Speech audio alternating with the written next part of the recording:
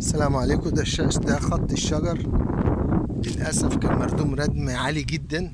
ده ممكن يعمل إصابات في الساق لما نص متر من الساق تبقى مردومة، وفي نفس الوقت كان سبب في فقد شتلات وهي لسه صغيرة. سويناه اهو، عدلناه بالعمال وطلعنا الرمال الزيادة بره اهي في كل خط.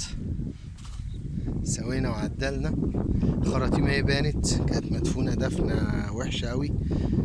المهم وادي الرمل اهو.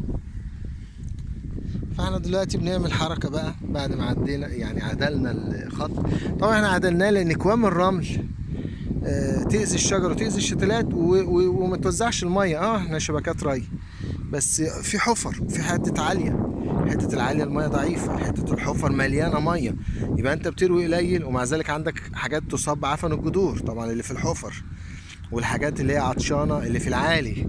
فلا، تسوية الارض على قد ما تقدر. انت شبكات ري، احنا ما بنقولش ليزر، لكن تسوية الارض على قد ما تقدر بتوزع المية كويس، وتوزع ضغط المية كويس، وتوصل مية لجميع الاشجار ولجميع الشتلات قريبة من بعضها.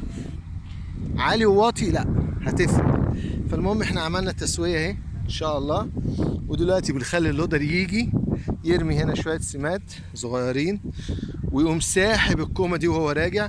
وفي نفس الوقت ما يسويش بقى زي ما كان بيساوي، لا يعمل صوابعه كده فنحرث الارض.